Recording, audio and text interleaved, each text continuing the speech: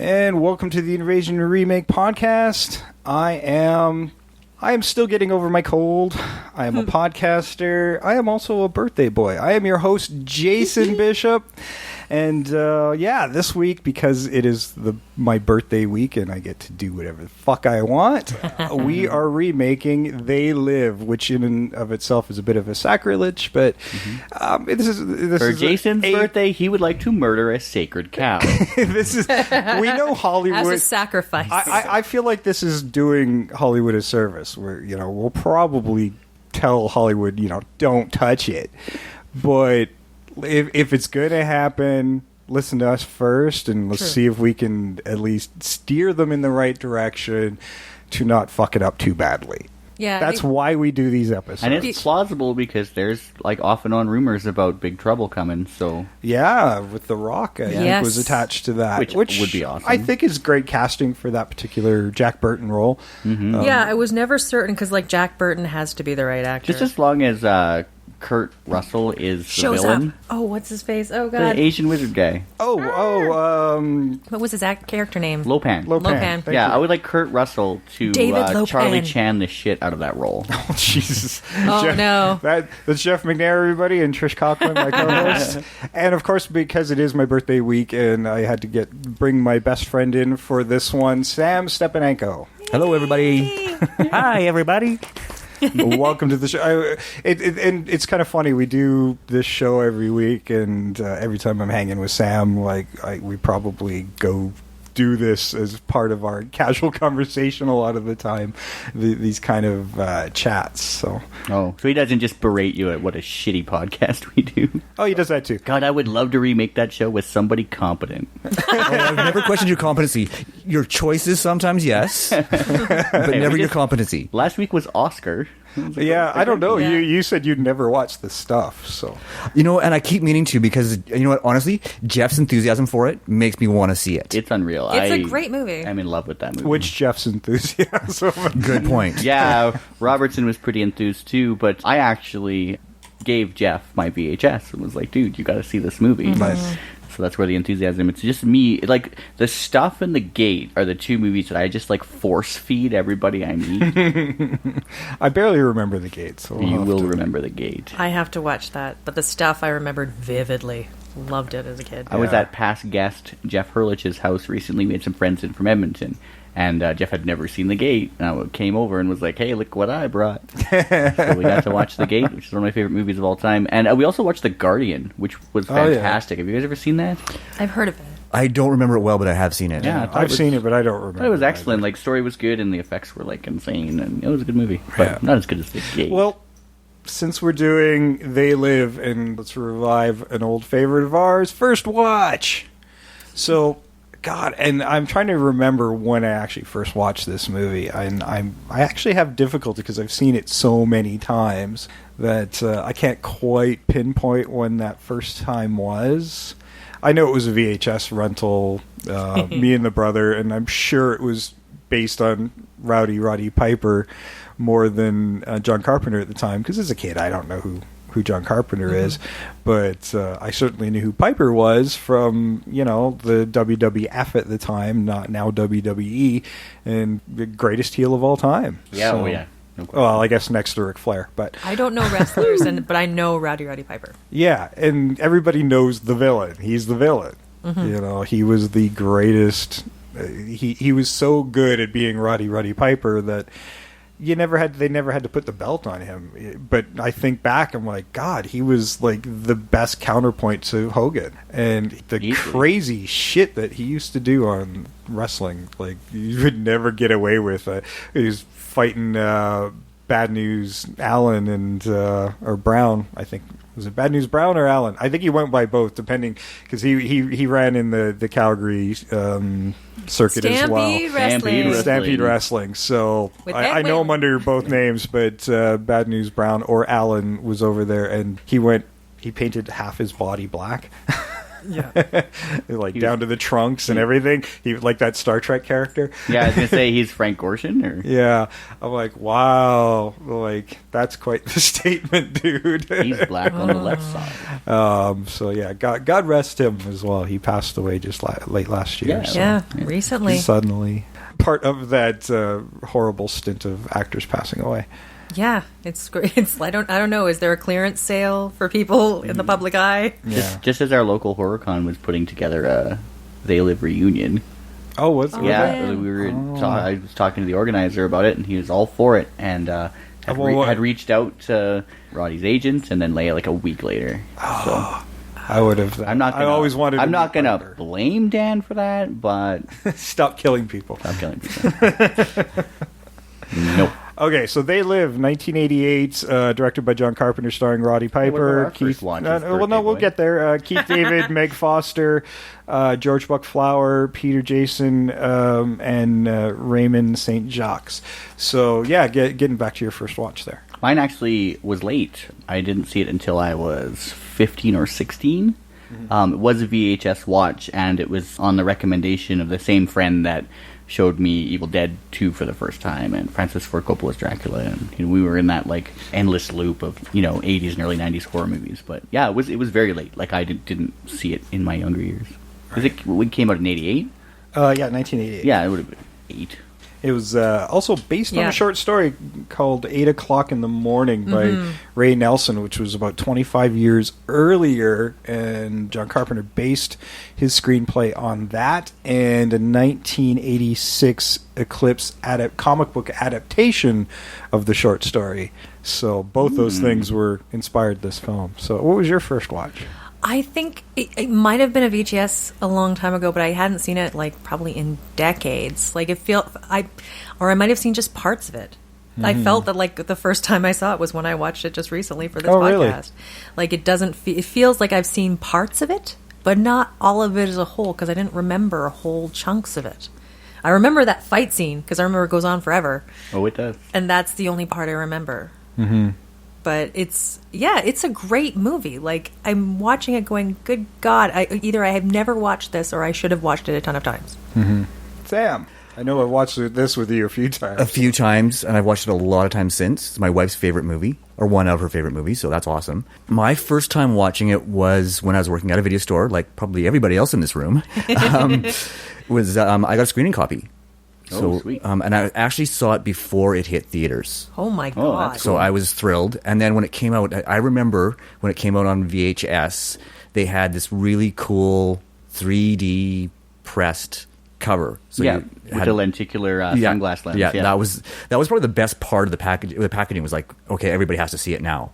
But yeah, that was my first time watching it. Was when I was working at a video store here in town. You know what? I'm starting to think maybe I watched it on your recommendation now that I think back.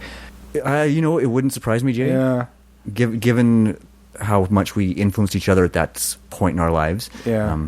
He used to be my boss at said video store. Oh, really? That's how we met. Was it "Watch This or You're Fired"? Yeah. No, That explains no. this really tense master-servant air in the room right now. I got my revenge years ago. Years and years ago. I think I sumo squashed you, actually. Yeah, that was fun. That's not fair, though. I weighed 98 pounds soaking wet. Never should have gotten into a sumo ring with him. Yeah, there was the Stampede, the big puffy sumo Oh, yeah, suits. So we got in one of those, and I'm like, here's where it all comes back. and it isn't fair. I mean, I probably outweigh Sam by a good 50, 60 pounds. Yeah, the words went flying. Do apply. Yeah. I didn't really hold back. I'm sorry. I would have loved Not. to So been sorry. able to claim credit for exposing my friends to this movie, but to be truthful, like definitely in my teen years, like I wasn't particularly a Carpenter fan. Like I kind of gravitated to like the more schlocky, like Sam Raimi type stuff, and never really paid a lot of attention to. I had to grow Carpenter to stuff. appreciate a Yeah. lot of old Carpenter, and a lot of Carpenter stuff was like that. This movie opens number one and then quickly died. And I feel like a lot of Carpenter movies, People Under the Stairs and things like that, or it's stuff from that era. That's not Carpenter, but Wes Craven. Craven and Carpenter specifically were both, I think, appreciated later than when their movies were. It is just something that kind of grew into this fine wine but needed time to ferment in people's minds. Yeah, unless you were a film freak. Like, I know that Carpenter was one of the reasons that I was really excited to see it, because I absolutely loved Escape from New York, and I was a big fan of The Thing, right? I'm like, oh, Carpenter, I can't wait to see it, right? And I will say that in terms of his direction, this is probably one of his weaker films, to be honest, and the writing was a little schlockier than I was used to. He was catering to that 80s audience. Yeah, I kind of felt like when it made the switch from like almost a character study into an action movie, it really went downhill. 'Cause rewatching it this morning, I like really thought that Roddy Piper was doing an excellent job. Like, I'm like, oh, he's a really good actor. Like, he's like very expressive and like delivering his lines well, and then it turns into an action movie and all of that goes out the window. Exactly. And it's all the lines, and as soon as he puts the glasses on, that's it. That's the end of the movie. Yeah, there's a WTF moment there where you're like, what the fuck just happened? Yeah, where did this character go? The way it go? opens, it really is this fairly heavy-handed commentary film about for sure consumerism and how people are being controlled by the government and everything else. There's a strong message where the separation of classes was really broad. Yeah, manipulated. And I had no point, not really, when I thought I thought Roddy Piper was being. I'm having trouble not saying rowdy. I know, right? Roddy Piper. Yeah, I can't do it without that. It doesn't sound right.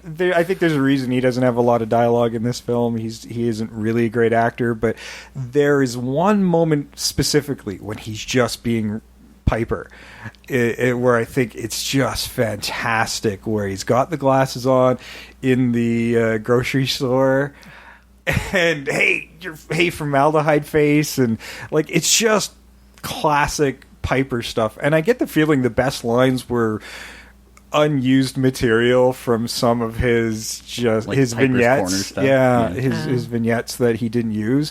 And the most famous line that came out of this was one of those pieces. Was it ad-libbed? It was an ad-libbed piece that he had intended to do as one of his wrestling things, and that was, I have come here to chew bubblegum and kick ass. And I'm all out of bubblegum. But not the only quotable line in this movie. There's so many. Pretty much everything he says. Yeah, like after he puts the glasses on, because he becomes an action hero. Well, there's actually quite a few, and some of them aren't from him. I thought there was a neat quotable just on the wall as graffiti, and it was said, "They live, we sleep." Yeah, and that was without the glasses. I don't join up with nobody till I see where he's going. That was another good line. Another good rowdy line was, "The white line is in the middle of the road. That's the worst place to drive." Yeah. That's a good one, actually. And it just keeps going on, pouring perfume on a pig. Yeah. It's the whole movie is just full of quotable lines. Yeah, I don't know. It's you're right. He's not the best actor, but the best parts, I thought, was like that whole point where he's just the quiet guy. And there's not a lot of talking that he does. He's a great physical actor. Like, you can see, like, he's very expressive. You can see on his face what he's thinking. Like, you can actually almost get into his head. You can almost see what he's thinking. Mm-hmm. And that's really impressive for somebody who's not a trained actor. Mm-hmm. I mean, there's trained actors who can't do that. Yeah, for sure. And maybe that's what I mean by being a good actor in the first half of the movie, is that he really conveys what's going on very effectively. But maybe that's the whole point. Like, being a wrestler, that's your physicality in your life. No, and that may be why it works so well for him. Yeah, right? Because he's used to being a physical actor. So yeah, no, I enjoyed him in that. He got fired from wrestling to do this movie. Well, that sounds like Roddy. Yeah. Never follow the beaten path. No, right? I mean, and you think about it, he was one of the first successful wrestlers to transition to film. Yeah. Right? And he did it more successfully than Hogan. Really horrible attempt. Oh, God.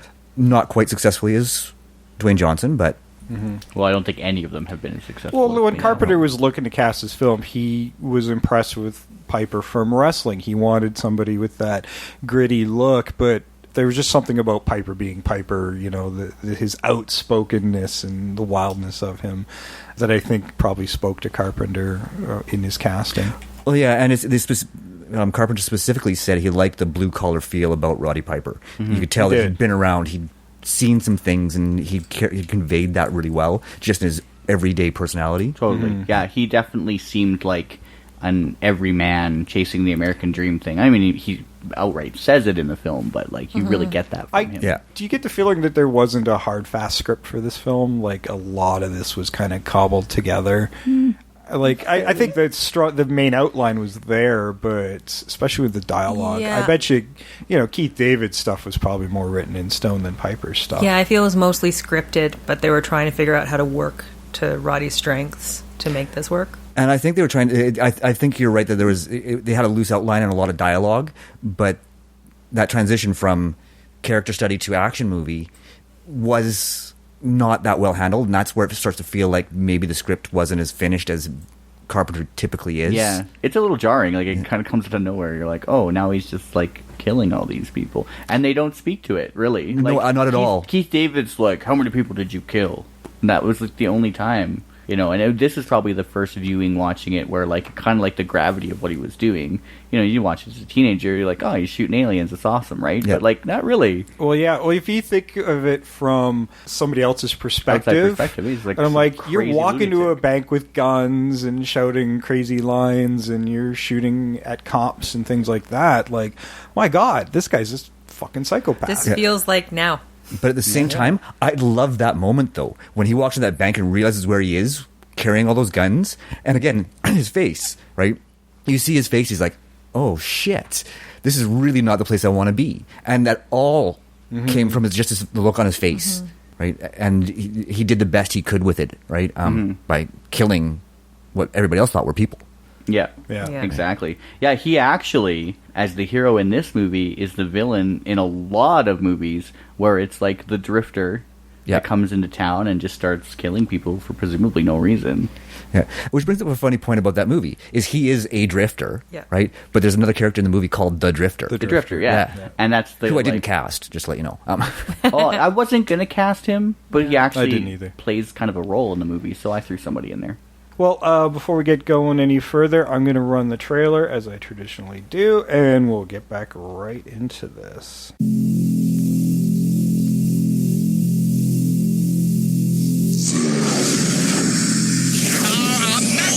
What do these things want, and why are they here? You still don't get it, do you, boy? They have recruited the rich and the powerful. They're running the whole show. Wake up! They're all about you, all around you.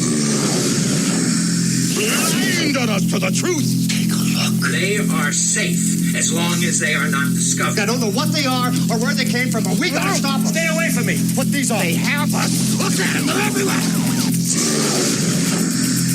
Our owners. We have no other choice. I don't like this one bit. Leave it alone, man. It ain't none of my business. Ain't none of yours. We have been lulled into a trance. Listen to what I'm saying to you. We're in trouble. The whole world's in trouble. Control us. You're sending some kind of signals out of TV sets. I've got one that can sing. Mama don't like tattletale. Now we start spilling some blood. Let's go. But I have come here to chew bubblegum and kick. And I'm all out of bubblegum.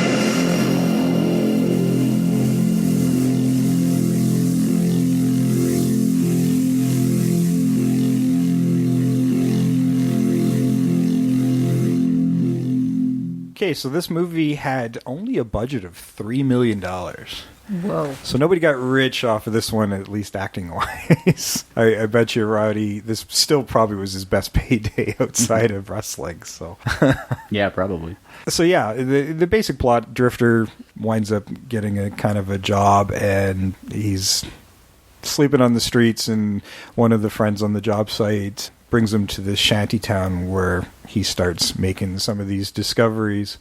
There's oddly enough, the shanty town, they're all living out of boxes, but they have a working television. So I found the shantytown really weird just in general. It was. Because it was in the middle of a big open field next to houses and churches, and I didn't quite... I actually found that to be a real non sequitur. It didn't fit very well for me. I saw the importance of that community, but I think it could have been handled or placed a little bit better. Like, I mean, obviously they were typically not going with the typical homeless shanty underneath an underpass, but I think that would have worked better for the film because it was just too open and exposed. Had a fence around it. Yeah. Sort of. It was like an empty lot. Yeah, it was just an empty lot that people were building on, and it just felt a little heavy-handed to me, like because they were trying to talk about the socioeconomic crisis of the 80s, and it did feel a little heavy-handed to have it out in the middle of this open field to me. And maybe that was the point. Here's this separate... You can literally see the separation of classes across the street. And maybe that's the way why it was set up the way it was. I think it was maybe just a little heavy-handed for me. Oh, sure. There's a lot of heavy-handed in this movie with the messages. Yeah. But I don't know. I kind of enjoyed it being like in a field in a group. It felt more familial. I think like under an underpass, that's a little too cliched. Well, and I think that was the other thing he was trying to avoid was the cliche, but it felt very Grapes of Wrath to me. I think that's the point. Yeah. Because you have the whole thing, he's traveling by a train. Like, he comes out of a train yard, like somebody hopping a train to go to another town to try and find work because work has dried up somewhere else. See, and that's why it's good to talk about these things, because I'm now starting to see it from a different perspective as I'm talking it out. I'm going, well, wait a minute, maybe it does work. It's like, I'm pretty sure it felt Depression era when I was first watching it. And that's what I was getting from it was Depression era settings, but it was modern for the time. It was talking about the modern crisis, not the Depression. Yeah. Well, right? Keith David just keeps talking about his wife and his kids that aren't with him. Yes. He's just out trying to make money to give them wherever they are. In Detroit, which I found ironic. Given watching Detroit it now. standards now. Yeah, so watching it, I always think that movie takes place in Detroit, but it obviously doesn't. Yeah. I just feel they never say, or if they did, I missed it. No, it's clearly Los Angeles, but they never do say. They say Denver and Detroit are the only two towns they actually mention in the movie. So you feel like it would be around that area, but it like clearly is a warmer climate. But yeah, I don't know. Yeah, but I mean, remaking that Detroit would certainly be. Yeah, you put it in Detroit now. You know, it's been a few years since I've been to Detroit, but it's like that. Like, you could see like burnt out building next to a shopping mall next to another abandoned building, and it's just strange and surreal. But I don't know, you'd need to find, like, you'd want to set it somewhere that was in a certain amount of decay, like a city on its way down, but not completely down. Yeah, Detroit. Like, people could find Detroit's work there. Got brand new buildings that are beautiful and probably half empty. Yeah, but like, how many people are working building them right downtown's now? amazing. Oh, I don't know anymore. Like I said, it's been like if you've got a town, but Detroit before now, Midway, that would be what this town is. Yeah. Were they building something? Because like what I saw was Roddy Piper shoveling dirt back onto the pile of dirt he was shoveling from. So they probably were giving. Construction site. Yeah, he got that job because the union guys weren't doing it. Yeah, so he's getting just paid. Shovel this pile table. of dirt back into the same spot it's already in. Yeah, right. Let's just make the wrestlers' muscles ripple. Yeah. Oh yeah, I'm watching the whole thing and like he's got a hard hat on, but he's got no shirt. Safety. Yeah, where's his reflective vest? I don't know. He was kind of pasty. That was his reflective vest. Giving his real life job, I don't think the helmet was going to help. No. Why was Keith David always wearing purple? You noticed that too, did you? Yeah, it was. Yeah, he always wore purple. I wonder if there was a reason for that. Maybe just to make him stand out, but Yeah, I don't know. he just has to cough and he stands out. So yeah, I don't know. That role was specifically written for Keith David because Carpenter had such a good time working with him on The Thing that he specifically wrote that for Keith David. He's fantastic. He is. He is really great. My favorite role of his, aside from the animated stuff, is probably in Clockers. You see Spike Lee's Clockers? Not in a long time, but I have. Yeah, he's like the security police guy that like works in the complex where all the kids are like dealing drugs and stuff, and it just like is a standout role. I mean, maybe number 2 would be Goliath for me. Yeah, I think the last live action role I saw him in were the Riddick movies. I've seen him on Community. Okay. Oh, yeah, I'm glad he's still out there. I mean, my God, that guy's got an amazing voice. Yeah. Amazing voice, but like a scene stealer. Like you just can't not watch him. Yeah. Yeah, he's That's really true. excellent. Yeah. Yeah. So Roddy Piper sees he's constantly watching his environment, which is really interesting, and he does that really well. He conveys that he's constantly looking around and looking at what people are doing and how they're reacting to things. So when we get this shantytown and they're watching television, and then the hackers come in, and there's this blind preacher saying the lines line for line as it's happening on television. This guy's giving this message that something subversive is happening in the world and you're asleep and you're being controlled by consumerism and magazines and television and everything else, which is ironic that they're delivering their message through television. But Yeah. Well, because another point was, I can't remember which one of you guys said it, with the shantytown and the TV, but everywhere that they went had a television. Everywhere, no matter where it was. And actually, when I was traveling through India, we went by some like shantytown type things, and you could see TVs in the shacks. So it's not that far-fetched. I've seen it. yeah. Well, But maybe that's why, because everywhere had a TV. It's like, oh, you're destitute, but at least you'll get this channel. yeah. But they This make idea mention- kind of plays into my remake too. Well, they make mention of it too. They're like, even when it's turned off, it's sending out a signal. Yeah, Yeah. they specifically mentioned that. That's true. Yeah, it's and people are getting headaches when the signal's being broke in through the TV, what they called hackers at the time. I'm like, it's just somebody breaking the TV signal, and Yeah. it was very short range too. Like they couldn't get very far with Yeah. it. And unlike in used cars, there's very little sexual assaults on those ones. There is a lot less sexual assault. Yeah. Practically, When they there's hack actually- in, they're not. Callback. You're not making a woman go naked and grabbing your breasts without her permission. They're not doing that. There's like two Different movie. principal females in this movie, and one of them gets shot. Yeah, and the other one, I'm just not sure what her point is. Meg Foster's yeah, character. I don't get her. For being a human, she's the least human of everybody in this film. Yeah, but it's Meg Foster. Well, sure, but She just has that weird. there's It's like Evil Lynn. She's just Evil Lynn all the time. Yeah, Yeah. I don't recall her playing a good I character. felt like there was stuff that was supposed to be in the movie that didn't make it into the movie. Yeah. For her. Yeah, because there's an attachment there in the movie between John and Holly that really is inexplicable given the short period of time that they've known each other. And her sudden appearance also really didn't make sense. I always felt like she was always in on it. She has a very high-level job at the TV station. Yes. And they say that, the reason you get promoted and stuff is because of the aliens, right? Yeah. So she's got this high-level job. She's got this fancy house in the hills. And she runs into this insane guy and does what she can do to get rid of him. And then she shows up at this, meeting. yeah, she's awfully calm yeah, about the I whole thing. figured- Well, I she shows figured up she at the was the meeting, one. and then all of a sudden, all these people come in. Right? Yeah, oh, yeah, so, absolutely. She's the catalyst for that, and then she's kind of gone in the TV station, and no one knows who she is, which was another thing that was strange. Is she's the Weird. program director, and your underlings don't know who she is. Yeah. I just always felt she was in on it the whole time. Why John was attached to her, I don't understand. And that's what I didn't understand is his attachment to her. And yeah, it felt like there were some key points that were missing regarding her character development because they never really explained how she found or showed up at that meeting. Yeah. Right? I mean, they showed her putting the glasses on that he left behind. So they kind of hinted at a motivation there for her to show up, but they didn't handle it very well. Yeah, and see, I look at that like she put the glasses on and was like, "Oh shit, This is getting out there." Somebody's found a way to break through, and she's got to warn them." Yeah, but Yeah. that's not what you're meant to think. I mean, Yeah, you're when meant she to think has that the- she's switched over sides. Yeah, Yeah, you're meant to think that I never she thought put that. them on and I just- saw the world through the glasses where, Yeah. the signs say obey, consume, sleep. That's what these glasses reveal. And you're meant to think that that's what happens. I'm just naturally distrustful Well, of Meg I'm Foster. with you. I didn't get that. Yeah. I saw what they're trying to do, Naturally but I didn't so. buy it. Yeah, totally. Yeah. Yeah. It was like I understand that is what the character of Nada and the character Yeah. of Frank. I get that that's what they're picking up, but it isn't obvious to the audience. No.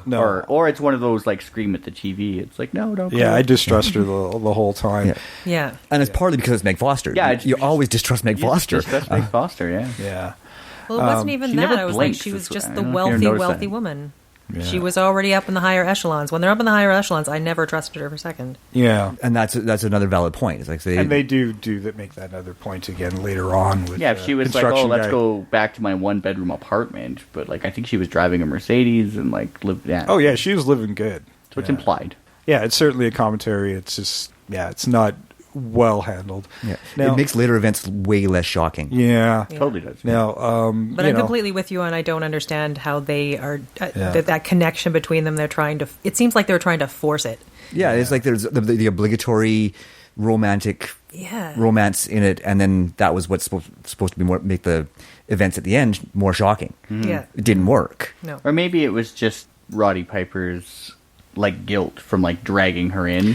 And he just like felt like he needed to protect her because he felt like he endangered her. I would buy that more if they mentioned it. Maybe. But if you have to analyze it, if you don't get it when you're watching it, there was something missing. If we're just throwing out ideas as to why, just saying, you're not. Just it's saying, not good. Yeah. No, it's a valid extrapolation, but it's not. But again, it wasn't conveyed well that was what was supposed to happen. No, not at all. Yeah. Well, and how the cops raided the church where the broadcasts were happening. Not quite sure how they found out, but well, the helicopter. They get in there anyway, and that's where Roddy discovers the glasses. Initially, he sneaks into the church and witnesses the broadcast and finds their little hiding space of boxes. He doesn't know what's in them right away, but after the big raid, he goes back to the church and manages to find a small box of the sunglasses that reveal the world to him, and then goes on his almost drug-stupered view of the world. Initially, it's the signs and everything else before he sees the alien faces on just some people, though. Yeah, the first alien was the newsstand, and it was the businessman. Yeah, right? and it's always elderly businessman. Yeah, and it's very heavy-handed.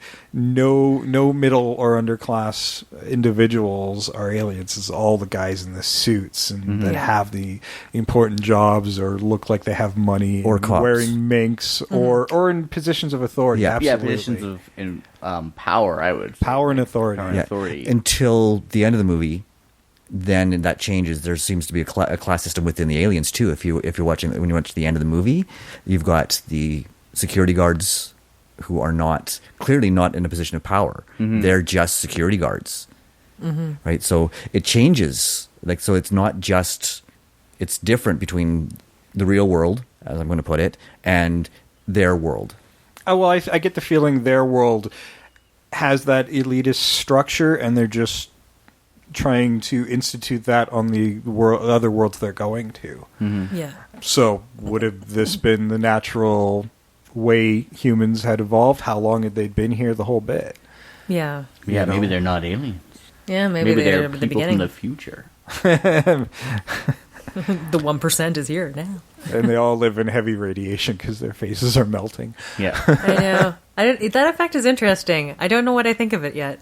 I don't know. I enjoyed it, but I didn't know what to think. I mean, the masks were very cheap looking or whatever. Well, actually, turns out every alien was played by the same person. When there's the alien mask on, the exact same male or female, it was all the same. I think it was the effects supervisor or whatever. Nice. I think it was all him. Cool. I think for the budgetary restraints, they did a good job on it. Like $3 million. It's It's good. I just don't know what really I think. quite a good watch for $3 million. But I mean, there's no movement in those masks. No, none at all. You know, the mouths move once in a while. No, I think that the masks kind of captured that 50s homage that he was trying to convey in there as well, with the saucers and big eyes and the big eyes and and the little surveillance saucer drones and stuff like that. So it captured that 50s cheesiness, or what we consider to be cheesy now would have been stellar in the 50s. Yeah, an effect like that probably would have sent people out of the theater. Yeah. To see a face like that. Yeah, for sure. Oh, yeah, yeah. I think they work better in black and white. Oh, for sure. Than in the I love that color transition, scenes. Yeah. That was a bit of a bold choice, I think. But yeah, it's where, and then I don't know. Scorsese just ripped it off for every other movie. True. Well, I know you had to kind of go to color at some point because you kind of want to see what it looks like when no more interference is occurring, and it doesn't have they to be do that sunglasses. right at the end. Yeah. Okay, so I did want to mention before we get past the shantytown, when they finally decide to switch from this headache-inducing hack into what they're watching. They just switch channels, and they're watching a movie, and we see these big crystalline things falling over onto this town. And I've been wanting to remake that movie forever, and I think we're going to do that soon. And it was called The Monolith Monster. And it's the first time I've actually watched They Live and knew what the hell they were watching on the TV set at the time. I'm like, The Monolith Monster! Nobody knows what that is. Well, what's weird is you told me about the movie, and I was watching. I'm like, going, wow, I wonder if that's the one he was talking about. Yeah, since the day we first came up with the podcast, and we were kind of making a list of things we wanted to do, that went on my list right away. And that came from probably a sci-fi documentary or something about 50s sci-fi movies. And I saw that on there. I'm like, this is fascinating. This monster movie where it's not really a monster. It's just this thing that just keeps growing and falling over. I'm like, what a weird idea. I totally want to take a look at that. So, yeah, so to bring that one back a bit, we're going to cover that tiny little snippet of the movie and turn it into a whole podcast. Are we going to be remaking trailers at some point? Okay. No. We'd like to remake these trailers. And if we do, they're going to be little shorts we'll release. There are people who remake trailers that are very skilled, and I am not that person. Yeah. Recutting things to be like comedies. That's why I asked. I did one. While the trailer was running, if there's a trailer for They Live that exists that makes it more of a social commentary movie than an action movie. I could do that. Yeah. Well, there we go. Maybe we'll get world. Trish to do an audio one or something. Yeah. So he's running around town. He looks at the newsstand, and then finally sees the aliens, and then things get worse and worse and worse because they're starting to realize he sees them. It's actually in the grocery store where they realize he sees them, and they all got these little wrist their bracelets. Apple Watches. Yeah, they're Apple Watches that they talk into. The future is now. He can see. Yeah. We have one that can see. There's that one that teleports in the bank. Yes. But like you get later on, they get a hold of a watch and it opens up like a portal in the floor, and they have to jump down. Did you realize the alien communicators were the Ghostbusters PKE meters? Of course, yes, I did. Yeah, I did. I noticed that on my most recent rewatch. That that's exactly what they are, leftover props. Totally. Yeah, totally leftover props. There's a whole article on leftover props that are reused in other movies. That was one of the ones they mentioned in the list that I was reading like 3 weeks ago before we even talked about doing They Live. So I really enjoyed seeing that in there. Seeing that in there, yeah. I mean, my wife and I just watched it last week, and then I watched it again last night, so it's really fresh in my memory. I mean, that's a great way to keep your budget down. It's like, okay, there's like 5 of these sitting in a closet, and if we just keep the wings up, they'll be what they are. Yeah. Whatever we tell people they are. Yeah. But yeah, I think with the watch where he disappears, and you're talking about like when they drop down into like a portal. Yeah.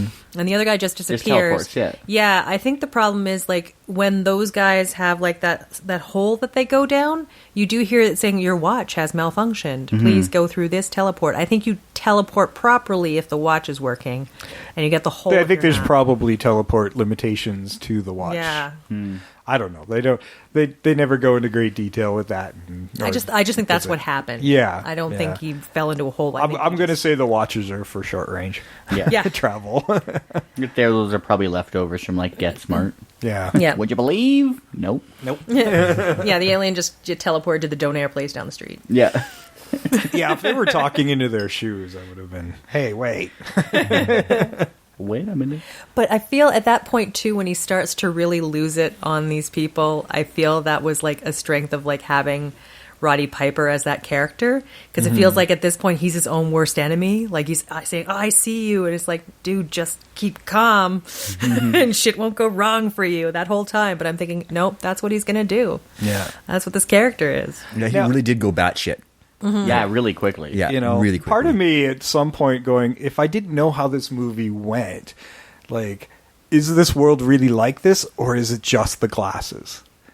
that are fucking with his head, and because he's running a around. thought I had was I'm like, that's a neat idea in and of itself. Ooh. I thought about that for my remake, was if it, like all that paranoia and stuff exists just in his mind, and he's acting out, and then it's like at the end you see that he's just like this crazed man. And it's just this weird delivery device for drugs. Is the sunglasses, right? It's Jacob's Ladder. Or it could just simply be he just has a mental... Yeah, and that would just disorder. be playing on his paranoia of and this idea that's already established in his mind of separation in classes. Like, he's just struggling to get work.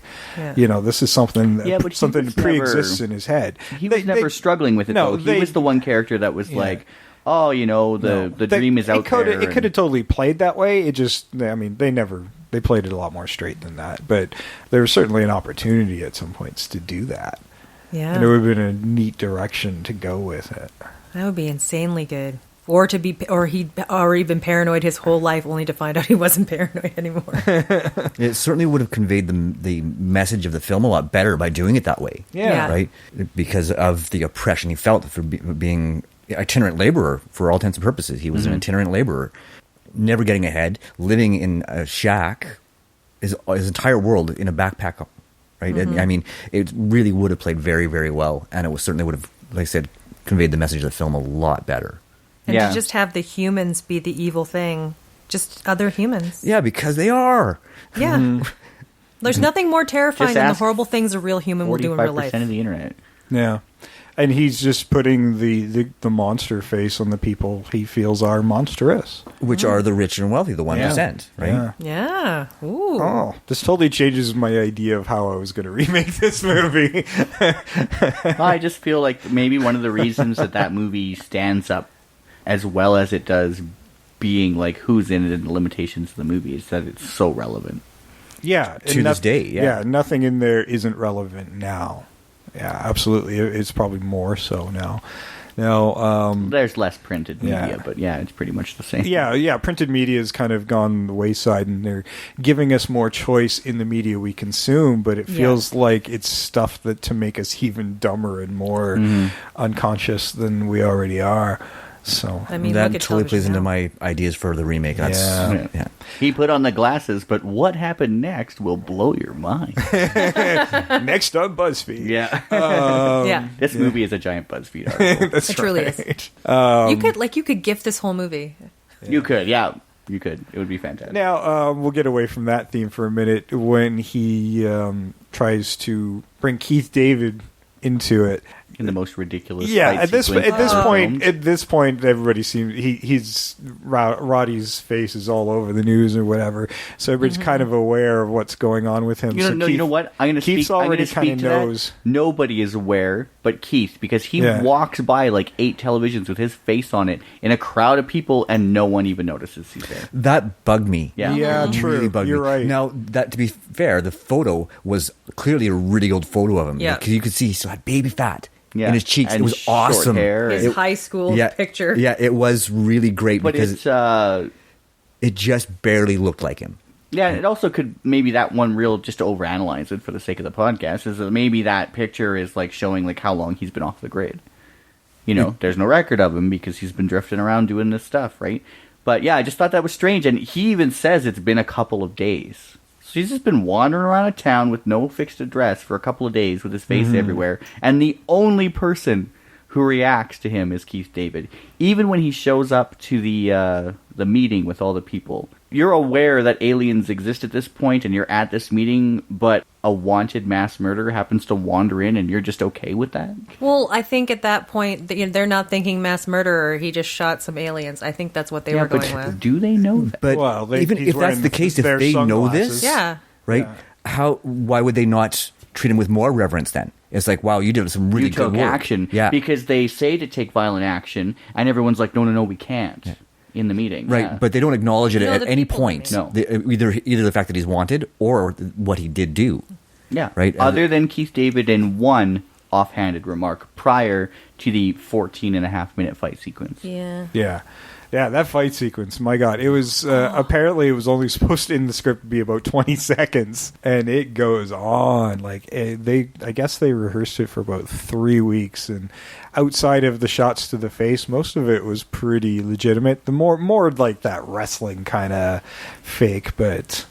I liked it was they a beat little the shit out of each other. It was a little dirty and rougher Yeah. than like the fancy ones they have in action movies where everybody lands a hit and they'll do a kick and it's all slick and nice. It's a little dirty. I liked it. It was a street brawl. Yeah, pure it and was. simple. Sure. It was a great street ball.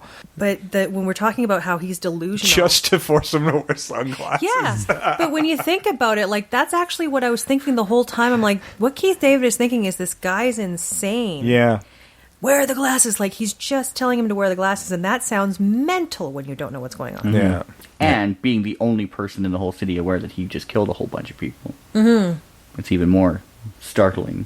I know. Yeah, or what he thinks are people. Yeah. Right. Keith, to call back Oscar, Keith David is Anthony going through the underwear going, oh yeah.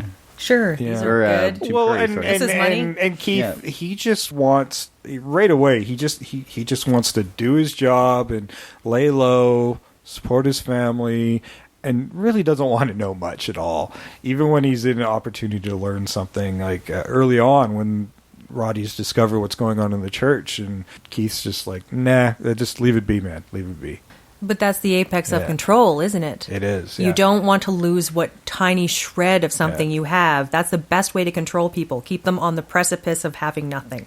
That threat of taking away what little you have will keep anybody in line. Yeah, that fight, he had to literally force him to see before he would actually acknowledge what was going on around him and do something.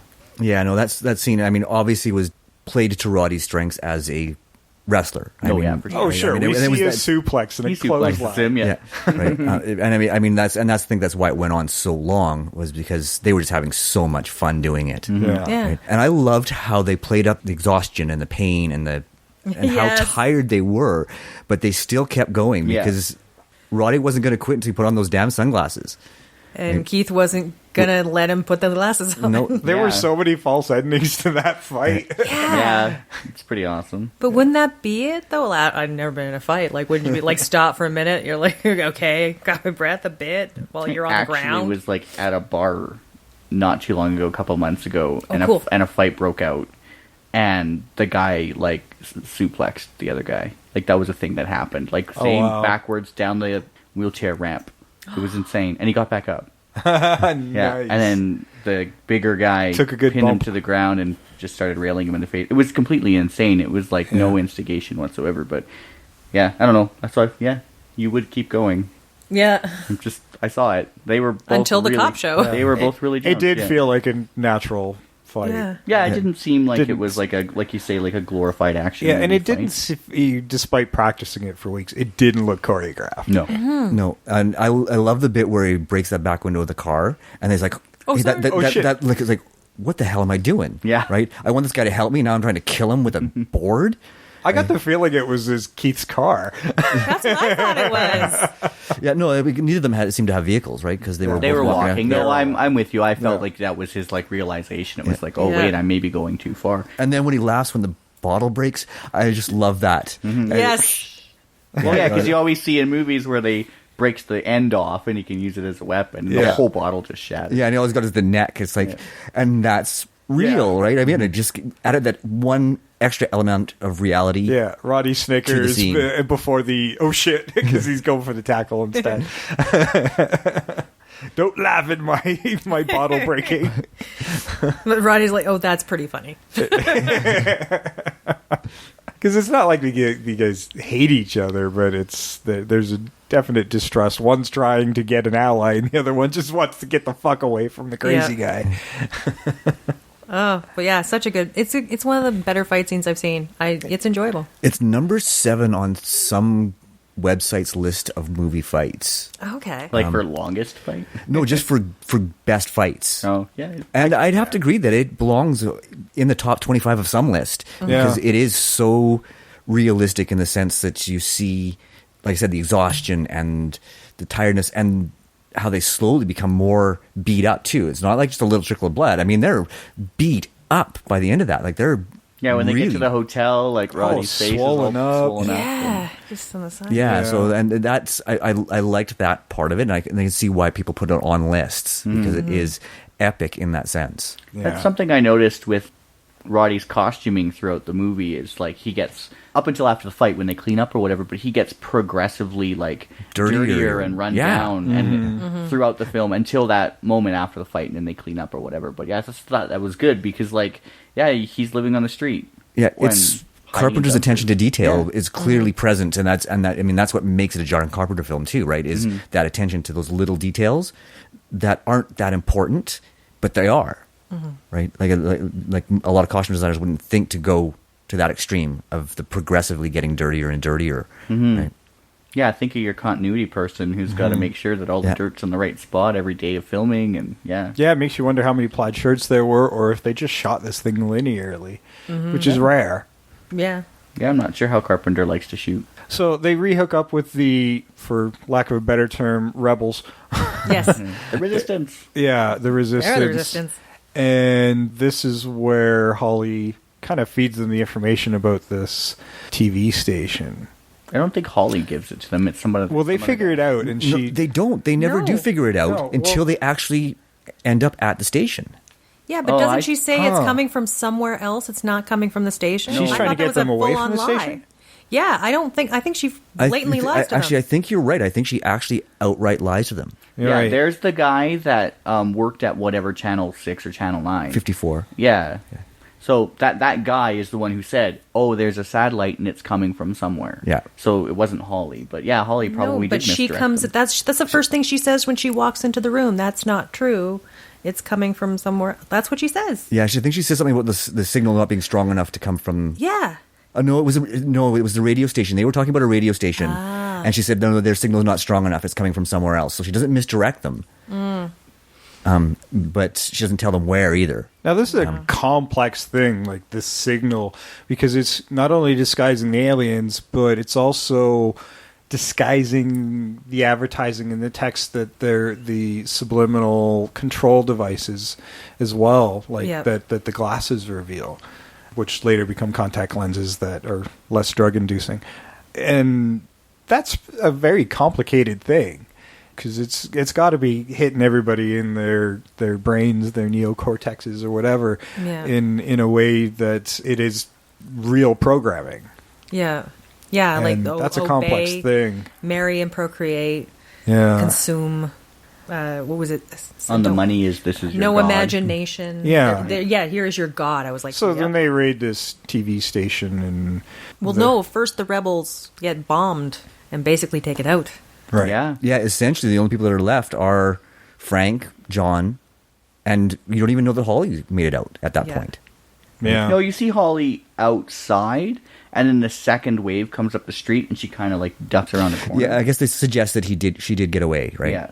Oh, she probably informed. At this point, we don't, quote unquote, I'm making air quotes, everybody, know that she is a conspirator. That's a thing we do here on Invasion of the Remake. Oh, 'cause yeah. we make air quotes, and then we have to tell We have to everybody tell we're making air everybody 'cause quotes. it's an audio podcast. I wanted to point out too that during the rebel escape, I don't know if you caught this, but I caught a glimpse of our favorite henchman. Oh, I was going to talk about them. Al Leong. Oh, Yes, was he there? I Yeah. noticed him too. Oh, I missed him. He just like ducks out of a door and down a corner, and you never. But Al Leong from Die Hard and a million other movies is in They Live. But in He's this movie, just he's a barely rebel. a shadow. You can tell it's him, but Yeah. just barely. And there's the native guy who always plays an extra as well. Yes. Gets shot and lands on the ground, like not 30 seconds before you see Al Leong. Yeah. Right? I'm like, every famous extra in the world is in this movie. This is awesome. I was actually doing that kid shaking thing. I was so excited because I hadn't watched that particular scene that closely the last time I watched I don't know it. what it is about 80s action movies, but yeah, there was like 5 to 10 guys that were in every action movie ever made. Then there was like 5-10 guys, but basically I think their entire Well- IMDb is henchmen. It's on his IMDb. In They Live. Yeah. He was also in another Carpenter movie. He was in Big Trouble in Little China. Yeah. Yes, he was. Nice. But I watched him in a film recently, and I messaged Jay about it because we were talking about him, and he's in it, and it's a completely uncredited role. But it was like Lethal. He's in Lethal Weapon. Yeah. Yes, he is. Yeah. Oh yeah, we had a good half-hour text about this guy back and forth. Yeah, Al Leong. So one day we're going to do a retrospective of Al Leong movies, but I just thought that was great. Just for a second, you see Al Leong. Has anybody ever seen a movie where he actually has dialogue? Because he does not in Lethal Weapon. No. He doesn't say anything. Yeah, he uses the little electrode thing. Yeah, but he never has any dialogue. Ooh. So have to look that up. there's the challenge. Does he speak in Die Hard? No, I've don't never think heard him so. speak. No. Don't think he maybe he's does. like Bolo. He doesn't speak any English. But what's odd is like I can see. Yeah. I just saw his outline. Yeah. I didn't even see his face. I Oh, saw the yeah, outline that, of his like- head, and I knew who it was. Yeah, exactly. Skullet thing that he's got going on. It's like, oh, it's Al Leong. Can't miss him. Yeah. Unless if you you're watch not watching. action movies, you know who Al Leong is. Yeah. Even if you don't know his name. Yeah. Yeah. I just called him that Asian guy. Yeah, there was, and it isn't Lethal Weapon because he's credited in that he has a major role. But there was another one he was in where he's like kind of in the background of this thing and then just like disappears. Yeah. Uncredited role, but yeah, Nice. But kudos to him for making a living, clearly, as an yeah. extra. Yeah. Right. Oh yeah, I mean, Jesus, I'd actually like to really take a good look at his IMDb now that we're talking about it because it's probably massive. It is massive, but then that other movie just let me. I didn't know he was still working. Let me consider that maybe he's in a ton of shit that he's just not credited for because Yeah. it's such Yeah. a quick scene, right? Toss him $100 for the day and stand here with a machine gun. It's so different now. You don't have those guys who make a career as extras anymore. It's those famous extras now. Like, No, because everybody wants to be a star now. If they Yeah. don't, if they have to make a living being an extra, they know they're not making it, and they're. yeah. And we've yeah. talked about this before on the show. The delineation between film and television is blurred now because you're seeing a lot of film guys do television and TV guys are going to film. It's not a stigma anymore to be a TV actor, strictly a TV actor anymore. So Yeah. now they just go back and forth. Yeah, because it's all media and entertainment. Yeah. Right. Well, the paychecks have caught up. I think that's what it is. That's TV caught up. part of it, Maybe, yeah. and I think part of it too is so many series are not ongoing series anymore. Like when you look at true crime, right? I mean, it was a limited series, so it was something that film actors could do, be on television, but it wasn't that commitment of 22 or 26 episodes. Yeah, they still have time to work. And they can still go off and do the films that they want to do. Yeah. Well, and especially with the 80s stuff with Ali Ong, like, he could be everywhere because it was always just a once-off gig. Most TV stuff was really episodic guest of the week kind of stuff. Yeah. Well, yeah. It was like Unless it was a this sitcom. is our plot, and we'll just do it with different people every week. Yeah, yeah. It really was. It was Murder, She Wrote, and just here's your plot. Miami and do it Vice. every week, and Miami Vice and Knight Rider, and just change the people and maybe Yeah. the town. Yeah, the people in the A-Team. town. It was all interchangeable. Incredible Hulk. I feel like Ron Jeremy was like on track to being one of the most recognizable extras, but then he got wrapped up in the wanting to be famous thing because he was like in Ghostbusters and he's in Cobra with Stallone and he was in like a whole bunch of these 80s movies, but like his intention was to always like break and make it big. Yeah, but I don't want to see an actor in a movie even in the background and going, I know what his dick looks like. Yeah. Or do you? It was always a prosthetic. I always assumed. Yeah, and he's done movies where he's had dialogue. Like he's in Killing Yeah. Zoe, which is a Yeah. great, Great freaky movie. Yeah. And he actually has quite a bit of dialogue in that. Yeah. I haven't seen that in forever. It's a bizarre movie. It is. I enjoyed it. That's why it's great. Yeah, man, we went through a weird phase of those kind of movies. Well, that's weird. It's a very 90s We saw movie. a lot of movies like Killing Zoe. Well, yeah, I mean, I think we glommed onto it initially because Tarantino had produced it or was somehow involved with its production. It was his name was attached to it somehow, and that's what drew us to it because that was right after Reservoir Dogs, and it's like, oh, he did something else. He was in that movie. Oh, I'm blanking on the name with Norman Reedus. Boondock Saints? Yeah, he was in Boondock Saints. He was in Boondock Saints. Oh yeah, you're a funny guy. Tell Sean me a Patrick joke. Flannery? No. No, Ron Jeremy. No, Ron Jeremy. Jeremy? Ron Jeremy was in that movie. Oh yeah, when he Ron- was. when- He was like the really slimy mobster guy. Yeah, He's the tell me a joke guy. Yeah. Tell me a joke. Tell me a That's joke. who he always plays, is a really slimy mobster guy. No, he wasn't the tell me a joke guy. Tell me a joke guy was well, he was on Little Mosque on the Prairie. He was still a slimy mobster guy, though. But Ron Jeremy, basically his part is he goes into that place where you put money in, and then the door shows up, and the stripper's in there, and he's whacking off. That's what his character is. You don't really hear much dialogue from him. No, he had there was an office scene. Yeah, but Yeah. still, the other guy has most of the. I mean, it's not a big character or anything, but And Orgasmo. He was the villain in Oh yeah, Orgasmo. Orgasmo. I remember Gee, Orgasmo. really? Yeah. That one's is not kind of a stretch. that is not a Isn't porn. everybody in that movie a porn star though? Just about, yeah. That's all Matt playing into Stone and type. Trey Yeah. Parker. Or not? They always Except wish for they them. were, but Yeah, Ron Jeremy's trying to get out of porn, and Matt Stone and Trey Parker are trying to get into it. yeah. Okay, well, we're at the hour mark where we start getting into remakes, but you guys want to put a final pin in this? All I Anything can say is you that wanted to talk about. What I said earlier is that it holds up still because it's still startlingly relevant. Yeah. Yeah. It really is. I mean, as I was watching it again, I've watched it twice in the last couple of weeks, so it's really fresh in my mind, and it really is still relevant. Mm-hmm. There's not much that could be changed to make it more relevant, even. Really. No. Well, part of me thinks like the theme of it absolutely is relevant, but remaking is actually kind of hard for the modern day because as we live as a society's kind of changed differently. We consume information on a consume, grander scale. and Yes. it's a much grander scale. And even though the class separations are getting bigger, it's still like, okay, buy that expensive item, even though you can barely make your rent. You need the iPhone or whatever. We're told we need that expensive. Accrue debt. Instead of instead of money Yeah. being Yeah. Keep you God, there. debt is God. Yeah. Right? I mean, that's really the where we're at now at this point. Yeah. Well, it's about the buying into everything. Like I remember younger, like people would be like, you have to buy something or own something, and then sort of as I kind of turned like 30 or so, being an adult was getting married and getting a mortgage, not a house, a mortgage. And that's what being a grown-up was. That's how you participated in society, was by putting yourself in a large amount of debt. Yeah. That's how that's Go to decided school, right get an now. education. Incur a large amount of debt. As I've grown older, like incurring debt is a sign of being an adult, not having All the this thing. time I hadn't grown up. I know I haven't grown up. Yeah, no. Nope, I thank don't- God. I don't have enough debt. But actually, there's one thing before we Need start the more. remake I wanted to touch on because I just thought it was great.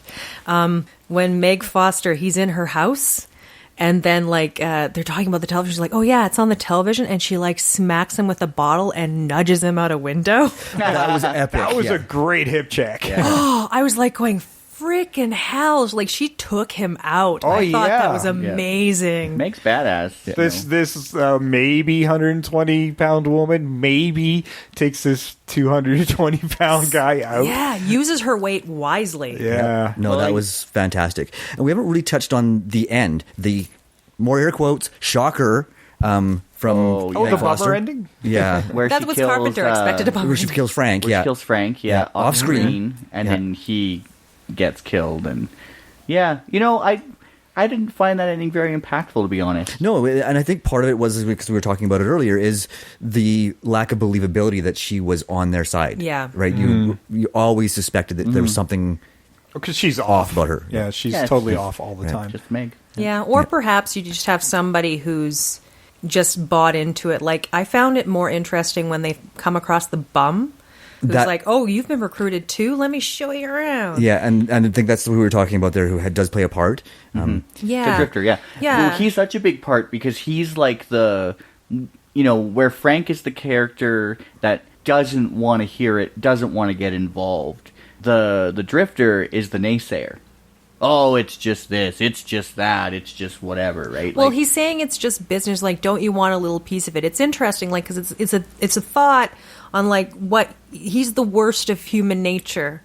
Like, he's like, okay, you know what? This is going to happen anyway, so I might as well have my big piece of the pie at the expense of a ton of other people. Well, yeah, I've Because I suffered don't know long those enough. other I'm going to people. get mine now. Yeah. Do And you that was, think that he sold out the encampment in the church? Yep, They never mention it, but I wonder if... 100%. Yeah. Yeah, I think that you're on the right track there. I think that he was at least a part of a catalyst for it. I figured out the ending. I got it. Once Roddy shoots the thing, right, and then he gets down, himself. He's dealt with, right? Yeah. So then we go back to this like transportation device that they have, you know, where it's like gravity waves or whatever bullshit 80s thing they said makes it work. So Meg Foster hops on, and then she travels to Eternia. And she becomes Evelyn. And then that's when our remake of He-Man starts. Yeah, so He-Man is actually the spiritual sequel of They Live. Yeah. I think I like it. It's the origin of Evelyn. I just like to connect our previous episodes to current episodes. But there you go. That's her backstory. I like that. So and the hackers actually, from used cars are the ones who help Evelyn the guys. had a really nice apartment. Yeah. She did, yeah. She moved up to a castle, and she's cool with dudes with weird faces, right? So, like, her hooking up with Skeletor totally makes sense. Yeah. She's kind of like, I've been banging somebody who looked like you for a while. Yeah. Actually, there's a character that we glossed over that I find strangely interesting is the preacher, who's, again, trying to send the message, but is most blind to this world.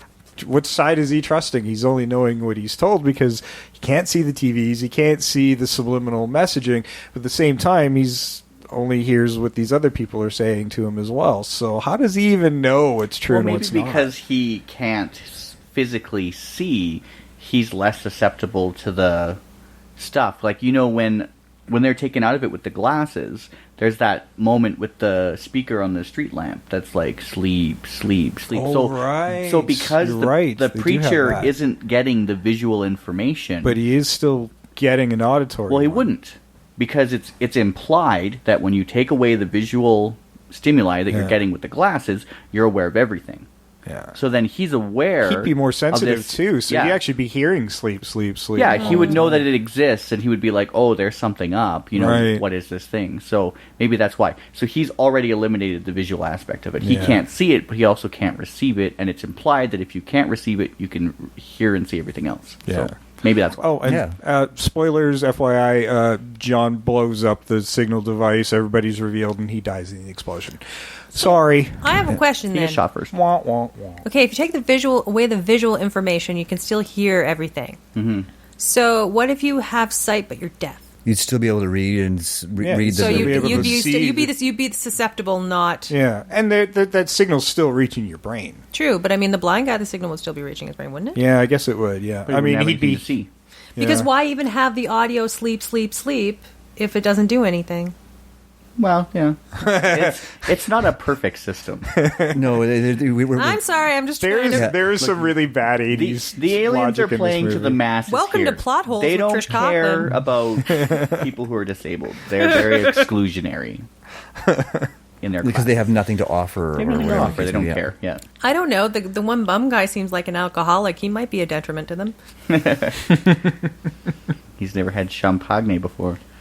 Okay, well, do you guys want to get into fantasy casting and then get it? And let's don't try to have rework much. this. Okay, well, I'm going to start with our guest Sam here. Okay, so I don't know if I want to go first, but I'm gonna. So I gave this a lot of thought. I actually gave it a lot of thought in the 2 days I had. I started off going really young, trying to go to that late 20s, early 30s that the original cast would have been in, and I threw that all out this morning. I had real trouble casting John and Frank because they're such iconic characters. So I actually went a little bit older this time because it's all plays into the way I'd like to see the movie remade. I went with Henry Rollins as John. Ooh. Good choice. I think that he's got the physicality and he's got the acting ability to play off the same type of character, that blue-collar drifter type of character. Yeah. And let's face it, him and Roddy Piper, they're very, in real life, are outspoken individuals. Yeah. And I think that's important when you're thinking the casting Yeah. of that role, that to believe that character, they got to be somewhat of that character. Exactly. And then in staying sort of within that age range, because I want the maturity, I went with Wesley Snipes to play Frank. I think he's got that same gravitas that Frank has. He's got the maturity. He's got the physicality again. He's significantly smaller than Rollins. Rollins is not very big. He's No? broad, but he's only about 5'3". Oh yeah, he's tiny. He's a short dude. He's a like short 5'4". dude. Yeah, he's 5'4". he's 5'6" at best. Oh, okay, At yeah, best that he- would work then, because Snipes is a very small guy. Yeah. too. The one weak point in my casting is the Holly character, but I actually went with Courtney Cox. I think she could carry off the sort of the serious business type role very well, and her role definitely needs to be filled out to make it. I had really a lot of trouble with Holly, and I actually Googled at one point actresses that look like aliens. Nice. Christina Ricci can't do everything. So I don't feel she has to look like an alien. For the Drifter, I think his actual name is Gilbert, or is Gilbert the... No, Gilbert's the guy that helps the church. He's the Okay, yeah, that's right. Sorry, yeah. So the Drifter. I cast Jim Beaver from Supernatural, the guy who plays Bobby. Mm-hmm. I think that he has that same type of voice and look, and then again the maturity, right? For Gilbert, I cast John Goodman. That'd be good. Yeah. He's physically imposing. He's got this sort of... He can play that eager to please character that Gilbert seemed to have in the movie. And then for the Street Preacher, I wanted to cast him because I want Keith David in the film. You need that tie-in. That's exactly what I did. Yeah. You need that tie-in. Initially, before I thought about that, to have that tie-in, initially I was going to do Tony Todd in that role, but I thought about that too. Our good friend Tony Todd. But then, I'm like, it's got to be Keith David. Yeah, and I was trying really hard to stay away from the pool of actors that this wonderful group I'm sitting with seems to always have to go to. Because they're all great actors. Tony Todd is amazing. Right? They are. They're all fantastic actors. I've been deliberately trying not to go to that list. But I also knew that you guys were also trying to do that. So and as am I. Like I said, there's no question the strengths of your choices. Not by any means. It's just like I said, there are other actors out there, and I thought I should try a little bit harder to. This is why we bring guests. I know, yeah. to break out of that. If you want to hear my younger cast, I actually cast Travis Fimmel as John from Vikings because he has that. He's not that traditionally handsome. Like I was looking at actors in their late 20s, early 30s, and I'm like, fuck off! You're all too fucking pretty. Mm-hmm. Really, I was getting really frustrated. I'm like, you know what, Travis Fimmel, he's good looking enough to pull it off, but he's got that rugged blue collarness that's was needed for that role. Mm-hmm. The role needs an everyman quality. It does, yeah. And I thought he could, of all the young actors out there right now, I thought he was the best choice to pull it off. Mm-hmm. But again, I went in a completely different direction because I think that the movie needed that maturity. Okay, other casting. Jeff, you want to do that? Sure. I did like director and stuff. We talking about that, or just casting? Oh yeah, actually, I did not even think about director this time. You know what? Around. When it's John Carpenter, you can't think of anybody else. I didn't even. No. It just didn't even occur to me this time around. Yeah, so for director, I chose John Carpenter. Because he's still alive. Who? Yeah. I've never heard of this guy. For music... What's he done? I chose John Carpenter and Alan Howarth. The music, we haven't mentioned the music, and the music in this is, again, beautifully understated and has that kind of Old West feel to it. Mm-hmm. Just great. And I opened with a track from it, and I'm going to close with it as well. Yeah, and if you didn't want to go John Carpenter, wonderful. You can just do Ennio Morricone, who did the score for The Thing, because they play basically the same kind of music. They are very similar. Yeah. They're very similar. For effects... I couldn't figure out who did it, but I really love the practical effects in the new Star Wars, so whatever team was responsible would be my pick to do the physical effects for the aliens, because I think they should just be like a touch better. I like that they're understated in the original, probably because of budgetary restraints, but like that shouldn't change too much, but when they talk, they should like maybe move like, they make sense. They should be a little more expressive, yeah. I picked from the same pool of people I always pick from, because I'm not... I don't know why I'm on this podcast. I'm really bad at actors. I like roles and characters, but I don't know a lot of actors. But the thing that I latched onto with my viewing this morning of Roddy Piper's character was like the all-American attitude that he has, and a hard day's work, and the dream is out there, and it'll come. The rewards are there. You're going to get them if you work hard. Attitude. I focused on that a lot, and which I think if you had a character that really plays to that like all-American archetype, that the switch to the crazy is a little more dramatic. So I picked Chris Evans just because like he's basically that character as Captain America, and when he's out of the comic book thing, like if you just think of him as like in the 40s stuff, where he's just like that guy who wants to make a difference and stuff, I feel like he would be a good choice for that. Frank, my throwaway was Dwayne Johnson, just because both those guys are physical enough that they could do the fight scene and whatever. The Street Preacher, I don't know why I didn't think of this watching the movie. I wanted somebody with a strong voice, so I picked Morgan Freeman, but Keith David is a way better idea. Mm-hmm. I couldn't get away from Jack Black as Gilbert. Oh, awesome I don't choice. know why. I just I watched him and I was like, Jack. I like that. Jack Black good. needs to be this character, and I'm like, that's Yeah. stupid. And then I couldn't let it go. I could not and let I it go. think No, we're that along the sounds same good. lines with John Goodman and Jack Black. They're both play that same type of character, right? Yeah, they're like, I don't know. He just would be good at it. He would I don't be, yeah. know. Mm-hmm. Holly, I was trying to. I agree that she needs to be fleshed out a lot more because her character doesn't make sense. But I was trying to pick an actress that has that same weird ethereal look to her face and where you could buy that she's influenced by something otherworldly. So I went with Kirsten Dunst because she kind of has that weird. She's weird looking. Yeah, and she's kind of weird. Those weird vacant. I actually, Blue eyes. when I was casting, I was kind of thinking, well, I didn't want her to go as quite as extreme because it wasn't as important as this as it was in He-Man, obviously, that she have that look. That look, yeah. Right? But I went with Carly Chaikin from Mr. Robot. We don't even know what that is. Oh, Mr. Terrible. Robot, that TV show. with I don't have TV. it's on Netflix. It's a Netflix series. Oh, it's Netflix? Yes, No, I never heard of it. It is so amazing, but that's another story for another time. Yeah. But she's been in some other stuff. But I would highly recommend looking her up because she's very talented and she's got a really great look. If you're going for that, if you're playing to that younger cast. Yeah, well, because for me, the characters are the script and the director, so oftentimes I get a little too wrapped up in the look of the character when I'm recasting, because I don't know anything about actors.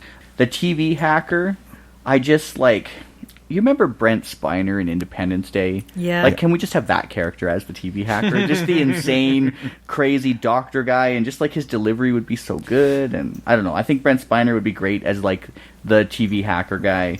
And the Drifter, I wanted, an old, bitter, jaded guy to cover off that character, and the only one I could think of in recent memory that's old and bitter and jaded was Harrison Ford, so I'd love to see him as that and then show up later and be like, yeah, fuck it, I gave it all up for Aliens or whatever, so but that's kind of where I was at with that. So yeah, I don't know, my casting's pretty weak. I really like Jack Black as Gilbert and Brent Spiner as the hacker, but the rest could come. I'm with you on both of those, but I wouldn't say it's weak, but it's you're right. It's your usual pool, I guess. I only know 7 actors' names, so I really want the Street Preacher to be Christopher Walken, actually, just to throw him in every movie. Aliens, just to round out your usual. Yeah, Yeah, we have to. Strangely enough, my best friend's wedding, you didn't put Christopher I Walken didn't put in Christopher there. Walken. That's Oh so wait, no, crazy. I think you did. Yeah, I will. Yeah, you did.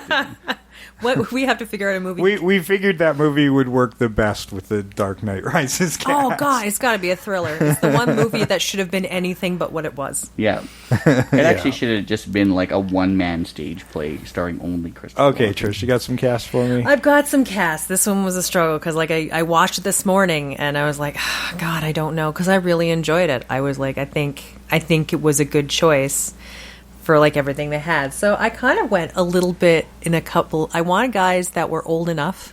I think I was like you. I could have gone young, but I'm like, you need that world weariness. Plus, you need somebody who could be old enough to be ingrained by the system, but not too old that they just give up. Mm-hmm. Mm-hmm. So I was trying to look for that. So for my main character, John, I got Thomas Jane. Nice, good choice. Yeah, because it was he's actually been the one of the Punisher. ones I was looking at too. And Michael J. White as. Well, that would be awesome. That would be awesome. Guess who I picked? Holy sh! That's amazing. Holy crap! we've been getting the same signal in our televisions. That was he was actually my first choice for Frank, and then I actually changed my mind. Oh wow! Because he's actually almost 50. Because I wanted the cast to at least match in age, so I actually nixed Jai White off of my casting list because of his age only. But he was my first choice for Frank. See, but I just don't think he's too old to do it. I just don't, because I don't know. Keith David just strikes me. He's always been the same age forever. I don't think the man has ever aged. He's only 59, so he was in his late 20s when they made this movie. But he still feels like he should be 39 for the rest of his life. I mean, I looked at photos of him and I'm like, dude, you look exactly the same. I know, right? Yeah. His hair might be a little grayer, but that's it. Yeah. Everything's the same. And for Meg, actually, for Holly, I didn't have too much trouble. I went with Mila Jovovich. Oh, nice. She's That's all right. different looking, but she's also age appropriate for other people because she's not as young as she used to be. Nobody will be surprised with my choice for Holly. Yeah, and she could do the some of that action stuff that she does do, the little bit that she does. I think she can handle it even better than Meg Foster did. And I feel that she can. She also has like the acting where like what we're saying, if we could flesh out why these two have a connection, I think she could do that as well. Yeah, I feel like her part as a whole, the character as a whole, needs to be fleshed out a little bit more in our remake as well. Okay, and for like are you calling like Gilbert? He's the guy who runs the Resistance. Is that I kept missing the name? More or less, yeah. Yeah, I had two ideas. I don't know. They're two very disparate ideas, but I don't know which one I like better. It was either Sam Rockwell or Brendan Gleeson. Both I went with two very different. They could both be a little crazy, or like they could be that guy who's telling you the truth, but they seem a little too into it. You wonder if they're a little crazy. Like, I feel that would be that role. And then finally, for the Drifter, Stephen Root. Don't know who that is. He was in News Radio. He was. You've got my stapler. He's that guy. Oh, that guy. Dodgeball. Okay, yeah. He does great crazy. Okay, well, with mine, I agree with Jeff replacing John Carpenter. I don't know if I can, so I'm not going to. That's why, again, why I didn't even try to think of him. Special effects guy, who I think probably the best makeup artist in the business currently, Greg Nicotero. I couldn't remember his name or his company. It's K&B. K&B. And that's what I was like frantically trying to figure out on my iPad because I couldn't. The name wasn't coming to me. He was my initial first choice, but I couldn't remember his name. Oh no! So I went with the other. There you go. I'm giving it back to you. Yeah. So K&B. Yeah, I agree with that. Okay. I like Sam's choice for Henry for many different reasons. For John as Henry Rollins, but I think I'm going to put him because I didn't have Gilbert cast. That's he's going to be my Gilbert. Okay. Because it's Henry. Why not? When I was thinking of my John, I still wanted. I for some reason I still wanted a wrestler in that part. Initially, I went with Seth Rollins, this more punky look, and then I'm like, nah, he's too pretty. And then I'm like, wait a minute, who's the guy, the most outspoken guy who's kind of stuck to his guns this whole time, and he isn't wrestling anymore? That's CM Punk. And he's got that weird look, and I'm like, I could totally buy him in that part. I don't know if he could act, but we didn't know Roddy could either.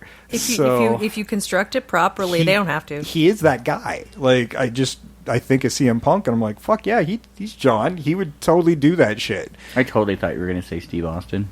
I just thought I initially thought of like that Everyman, and he popped in my head. He's just too old. No. Yeah, he is too old. He did that one movie where he like gets out of prison and gets roped into the underground fighting. I'm sure you guys saw that. Is that The Condemned?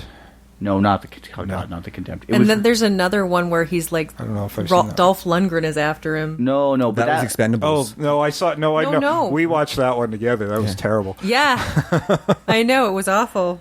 No, this one that let's get two big burly guys and not do any action sequences. Oh my, I know, right? So fucking terrible. He's like in this movie, which name is like totally escaping me.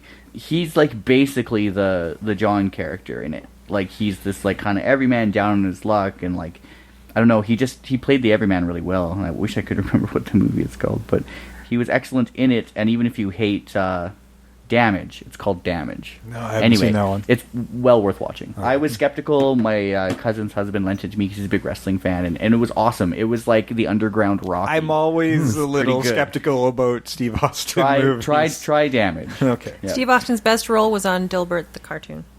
Okay. I didn't even know that was a thing. It was. So my Frank, as we said, I initially picked Michael Jai White, and I kind of agree with you. I kind of still want him in that part, but failing that, and I wasn't really sold on this one. I was thinking Tyrese Gibson, but you'd have to change his character a little bit. I think to fit Gibson's method of acting, he'd be a little more fun, cynical type. Yeah, but he could certainly do the physical parts in the movie. Better than the Fast and the Furious. And of course, I think we all agree on Keith David as the street preacher.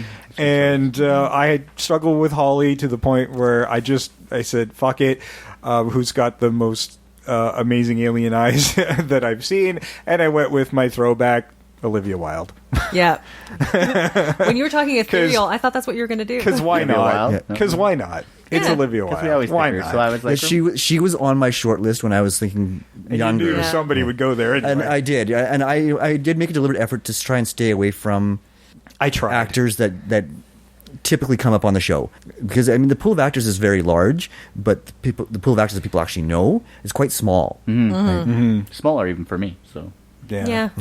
But you can like just scroll through a bunch of IMDb every once in a while, and you're like, "Oh my god, I hadn't even considered this one." And And that's sort of where I was going with actresses, was because I was having the same problems Jay was. I'm like, okay, well, who's in the right age range for what I'm looking at? And I'm like, and then I remembered Mr. Robot, and I'm like, oh yes, I could totally see her in that role. But then I changed everything, so it didn't really matter. Like, now, when I was envisioning what my remake would be, and I think it's changed in the course of this podcast. As it seems to most podcasts. Yeah, I was initially kind of approaching this from a bit of a cyberpunk direction. I mean, we got the hackers of the TV. I mean, technology's gotten more complicated, and we've already got in place these guys that are bucking the system and trying to tell us the evils of government and big business, and that's anonymous. They're running around in Guy Fawkes masks and putting their messages on YouTube. I mean, it's already happening. So there is kind of something in place. There's a model there for what that would look like in modern day to deliver that message. I don't overly buy the sunglasses, but I can't think of a better vehicle either. I'm like, what, do we just develop an app and then you point your smartphone VR style at the world and see what it is? No, because then we turn into the poltergeist. Well, and the more I think about it, I'm like, it just wasn't working for me. I actually, in my mental remake, I actually turned the sunglasses into a character, and that's why I cast older. Is because when you've got, I think that older generation people, older than ourselves even, are less likely to be buying into the handheld technologies, and they're less connected, right? So when they get the sunglasses, they go, what the hell's going on, right? And they react. They see the real world, right? So I visualized a scene at some point where they're just handing these free sunglasses out, not telling people what they're for, just handing them out, right? And this kid puts them on and goes, wow, this is really crap technology. Takes them off and throws them off. Completely disregards the fact that he's seeing the real world because he's so addicted to technology that he doesn't realize that what he's seeing is real. Right? So you've got an underlying second layer of commentary there about our world, because it really, even me in my mid-40s, I'm less connected than I was in my 20s, like to people. I'm more connected to technology than I am to real people, and I think that's an important thing that could be added to a remake at this point. Yeah, that's a good part of the message. I struggled with that too, because like I said earlier, we consume information at such a grander scale than in the 80s. Yeah. I'm somebody who doesn't have television, but I have a smartphone and a tablet, which I look at once every couple of weeks and whatever, right? But I'm one of those people that doesn't take it in. So, and then there's less print media, and like Jay was saying, with satellites and stuff, it's funny how relevant the movie is, but its delivery system is kind of hard to do now. Yeah, and that's why I went older, because, like I said, they're a lot more likely to see it. Yeah. What's actually happening versus a younger cast. That's interesting. But that makes a big problem when you come to a resolution. You know what? I think a remake set today is always going to have a problem with resolution, because it can't just be blowing up a satellite. It can't be, right? No, and that's just it. There's so much of it out there now. You'd have to so blow many up the internet. redundancies. Well, I mean, the ending of the film, I get the feeling it's globally, but that would only be locally, right? Yeah. Once you've revealed the truth in one spot, it's out there. It's just like some chick flashing her tits on the internet. Yeah. Once it's out there, right? And then it just goes viral from there. You've done the job. You've revealed the truth. But if something like that went viral, you would do exactly what I do on Facebook when you have those friends that are conspiracy theorists and you just scroll right by. Well, no, not even that. Here's my thing about it. It's not even so much viral. Think back to a school shooting of some kind, right? It's a big story for a little while, but can you remember the last one? Can you remember any details? Because we consume so much so fast. 16 this kids could in come Saskatchewan, out, and we will forget about it within a month. And what if our remake is we hear about these things, and this is actually somebody trying to kill the aliens? Yeah, that's what I'm this saying. is how it's being deflected in society. But it's also about like anytime there's a big story, Yeah. we forget about stuff quickly. Like there's like a genocide somewhere. We'll hear about it for like 2 days, and then we'll never hear about it, and then we can't remember it. Yeah.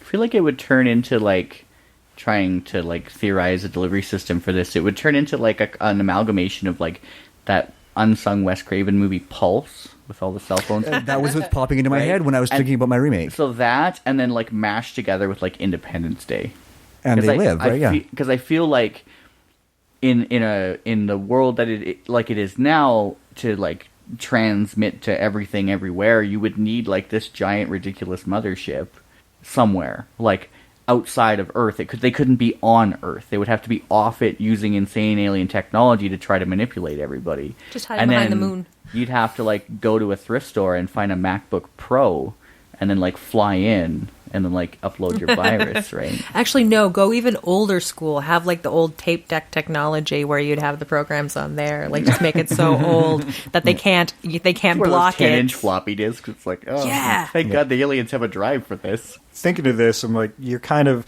have to remake this in a very different way to get to the same message. But we found an easy way to remake this movie and keep it almost the same from a different direction. And we already talked about this earlier in the podcast. What if there are no aliens at all? Nope. And It's just someone's paranoia. this some weird drug trip. Paranoia that we're seeing in his head. The messages are the same, and still hammered home, but he's not seeing reality quite the way it is. It could be he's demonizing it in his mind. It could be an extension of reality. Let's maybe not make it this completely unrealistic. Yeah. Let's make it like he's actually seeing an extension of the actual reality. Yeah. But it's not. He's just not capable of dealing with it. Like it's sort of, he's not wrong, but he's not completely right.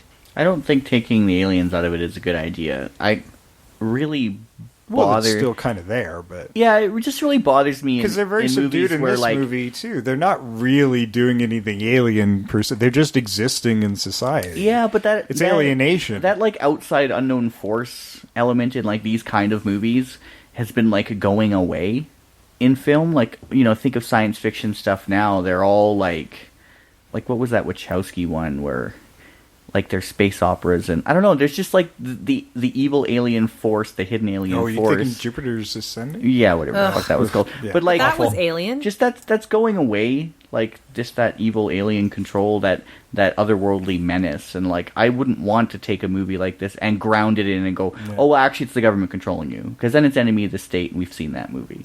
Like I don't want to get rid of science fiction. God damn it! Yeah, well, No. you can still do the sci-fi movie, Yeah. but it's always been a metaphor for the message that John Carpenter's telling us. I mean, you Like, could I don't still think have this movie the aliens is in his about head. aliens. No, it No, totally but isn't. I think they're not doing anything really They just major need to in be this film. Yeah.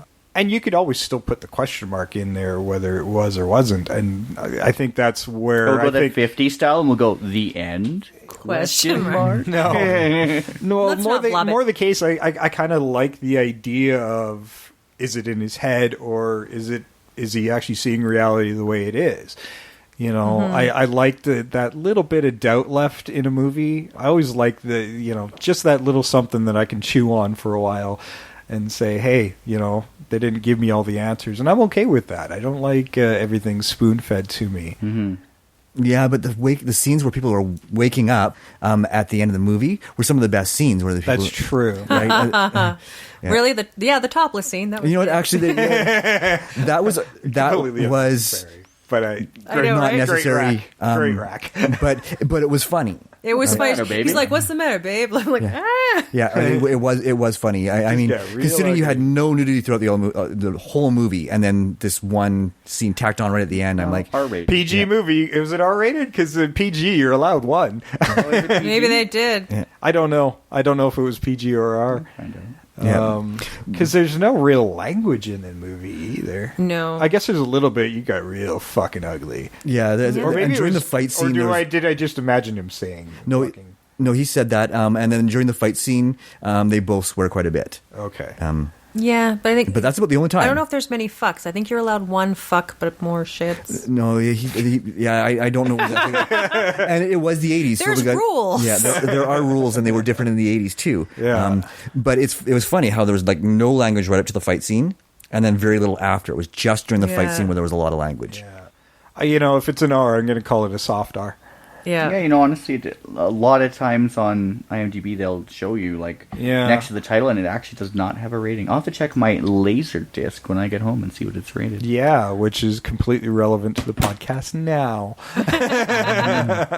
There you go. Sorry, I can't help you, but I would like to know. But tune in next week when we have the answers and you've already figured it out for yourself. Yeah. Exactly. No, I mean, I like where you're going, Jay, with the is he or isn't he is all in his head. But I think at the same time, going with that mental issue and leaving it kind of hanging does take away the really great wake up for the rest of the world. Mm-hmm. But at the same time, how do you accomplish that for nowadays? Right? Yeah. Wow, that was really great English. Yeah. Well, I know what you're saying. No, yeah, because you're right. Like, you can wake up maybe 10 people, unless they're all watching the same YouTube channel. Yeah. Well, and that's just it. Maybe it is through... Because it's like a limited number of channels they used to have on TV. Maybe you have... Okay, maybe the message to get the message out, because it is such a more complicated world now. How do you reach the old and the young or whatever? The older might be the first ones to realize this through simpler means. How do you reach the others? And that's where you reach out to an anonymous type of hacker. It's all through Netflix originals. That's what I was saying. You've got to hack Netflix and Hulu and Amazon On Demand. Yeah. Well, I mean, maybe that's the thing. Instead of the satellite dish, maybe they're controlling the internet. Right? Cell phone networks. networks. There's a bunker Wi-Fi. where they actually control the internet. Right. I mean, everybody says, well, they're in the basement of Google. Yeah, like something like that would be great, though, right? But we'll call the search engine called Boggle. Yeah, where they can tap into any website, any message going out across the internet, and tack on their message, right? And I mean, it's those two crazy Asian guys from Hackers. Yeah, and I mean, TV goes through those same lines. So again, simple solution is not satellite born anymore. It's got to be internet. Right? So there's a central command center that controls all messages for the continent. Yeah. Right? And that solves the problem. So instead of... Even Wi-Fi yeah, would be a good way to transmit it, I suppose, because there's so much of it the around cloud you. with the truth. Yeah. So, I mean, but yeah, I mean, simply if you have a central place where they're inserting messages into everything that goes out over the internet, you've got you've got your means of transmitting the message. That's right. Because so it does put affect your ad television, blockers onto your web pages. Yeah. And I mean, really, they're kind of doing that. That's a good point. Is I mean, when you think about the ads that pop up and all that stuff, I mean, there's a certain amount of that already happening. It's a lot less centralized, but it's still there. Yeah. Well, maybe approaching it from this one or the original They Live, it kind of is like the beginning of the awakening, right? Yeah. Maybe to work it better with today's technology, it's already happening. And then you're telling a story where someone has realized it and they're bringing it to everybody in some way, rather than trying to theorize a way to have someone figure it out. You just gloss over that lazily, like they do now. I don't know. Well, they kind of did in the movie too, a little bit, yeah. Yeah, a little bit. Satellite. You're satellites are crazy. Yeah, Still have the bummer ending. You just still kill John at the end. Yeah, Of course. John dies at the end. John dies at the end. Different movie. Yeah. Sorry, Don. The bummer. I feel the bummer ending is part of the whole message of the movie. Yeah. But it does need to be more shocking because it wasn't. Yeah. In a way, he's martyrs for the truth, right? Yeah, exactly, and that's what made it as powerful as it did make it, was that he was prepared to sacrifice himself for the betterment of mankind. Very heroic, with his right? stirring monologue prior to. Fuck it. Fuck it. Yeah. Well, yeah, but he's not Martin Luther King after all. Yeah, true. I think you could also make it more shocking with Holly, where she's like, you can't win, none of us can win. She's bought in too much. Cause you definitely need to beef her up a bit and give her some conflicting emotions, but she still in the end chooses the wrong. And her betrayal has to be more shocking. Yeah. Because it was not. It should mean something rather than come out of nowhere. No. Yeah. The character comes out of nowhere. Literally. Well, I mean, the introduction to the character was actually the best part of her character is when he hijacks her. I thought that was perfect, right? That's how you meet. She's just an average person. Yeah. There needed some more fleshed out stuff. I mean, they had to spend more time. In a proper remake, you got to establish her earlier before you connect the two, just to let the audience know she exists. I mean, I like the simplicity of how John Carpenter approached this. This is just how you would run into somebody, and just that was just the person that happened to be there. But realistically, if you're going to connect to her, you got to show more of her and show her conflict. Yeah, and I that's think just the way movies work now. And as much as I love the scene where she hits him with the bottle and knocks him out of the window, I don't think that plays. I think that that already established that she was kind of part of the establishment, because as soon as she got a chance, she called and reported him. So that's... Well, she called and reported him because he carjacked her. Yeah, right. But at the same time, he'd had the discussion with her and all that stuff. And that's where... Well, he did, but here's the deal. We're still at the point where she's looking at him going like, you're an nuts, insano. Right? But at the same time, they want you to believe that there's the Stockholm Syndrome kind of thing happening there. And you don't buy it because she then... Because it's instantaneous. Yeah. Yeah, see, but I don't think... And then she smashes him and knocks him out the window. You don't need any Stockholm Syndrome. No, well, the thing is, then why does she show up at the But you can meeting? show her, and like... how does she find the meeting? Here's what I figured they implied, and I'm with you, like, where they implied she put on the glasses, she used the glasses, like, if you show bits with her own awakening. And that may be the buy-in, but then you still don't get the connection between the two of them. Yeah. Well, you could, because you'd be like, oh, I thought he was insane, and I hope he's fine. You need those scenes to sell her duplicity. Like, you need to have that doubt. Like, she puts on the glasses and, like, maybe she's seeing the real world for the first time, or maybe it's revealing the knowledge she already is aware of, because, like we said, but you need to keep that conflict in the audience as well. So, and I'm not saying that she shouldn't call the cops, just for the record. What I'm saying is the smashing him in the head and knocking him out the window would play better if she said, you know what, I have to call and report you. Get out of here, because I believe that you. I believe that you believe what you're saying. I'm going to give you a chance to get away, or whatever the case may be. Like I said, it's not well fleshed in my head. I admit it. See, but here's the thing. I'm approaching it for how I would probably approach the same situation. I've been carjacked by some guy. He's in my house. I don't know what the fuck he's going to do to me. I will hit him I'll hit him in the head with a bottle and push him out of my window. No, and any chance I get. You know what? I absolutely that's the challenge, He's a threat right? to me, and it doesn't matter what he said. It is a lot more real. How do you balance that, I guess, is the question. Well, I mean, that would be her initial reaction until he starts spouting stuff she's already aware of that is completely secret within the elite. So now it's twofold. Like, okay, here's this guy. Now I understand where his manic thing is coming from. And how do I use that to my advantage? How do I use it to my advantage, and while still keeping myself safe at the same time? So again, she's a complicated character that you got to balance carefully. Yeah, but I think you don't have to keep them together. No, you don't. No, I mean the length that they are in this movie, you just got to have her have more time establishing her as a character. You don't need more time having them together. I know, but like I say, like going out the window, I feel that's fine. That separation makes perfect sense. It is a great scene. Like I said, and you know, I'm in retrospect. I mean, she does say, "I thought I killed you" when she runs into him again, right?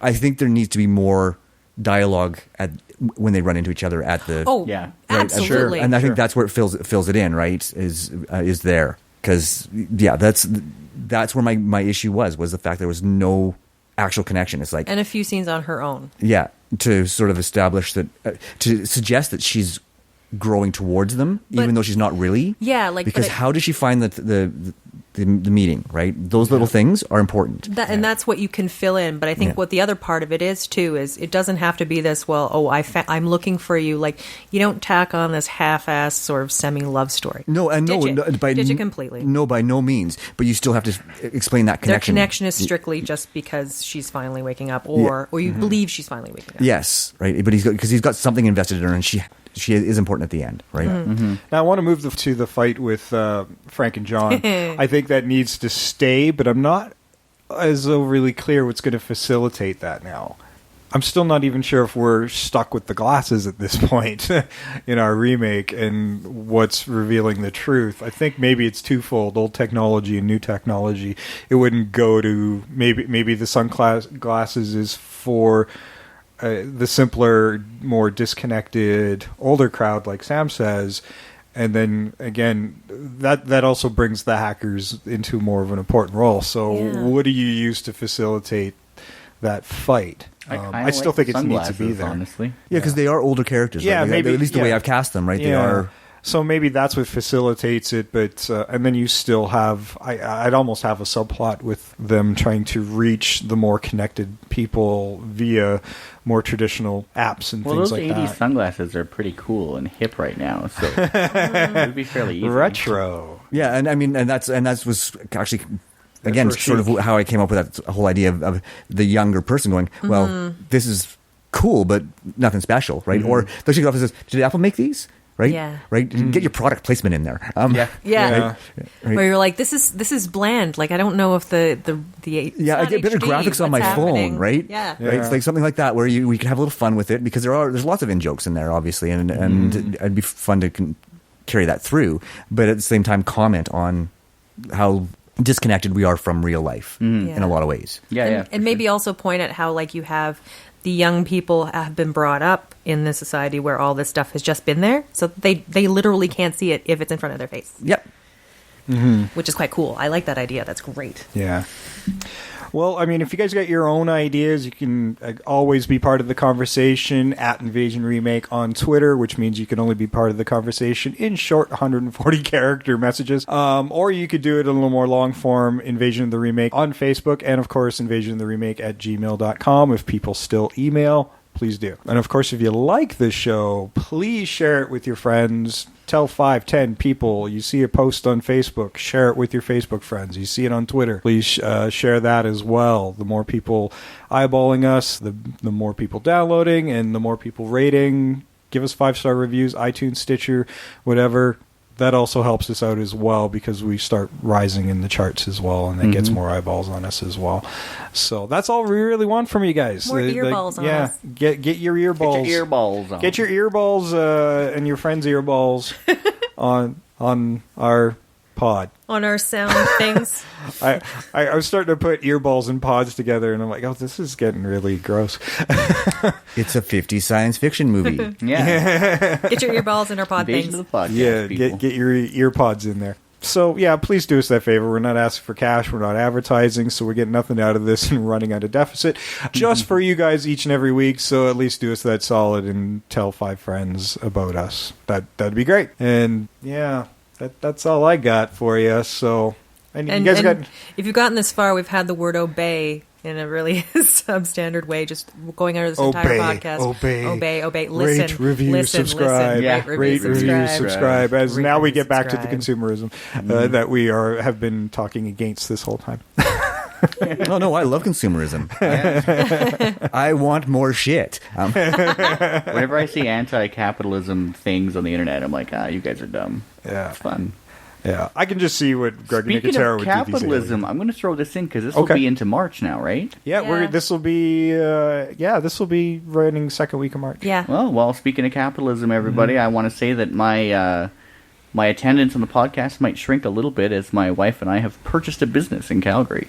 So we'll be hopefully starting to run that by the time of this podcast, and in the following podcast, I'll tell you all what it is. But yeah, yay for capitalism, consume.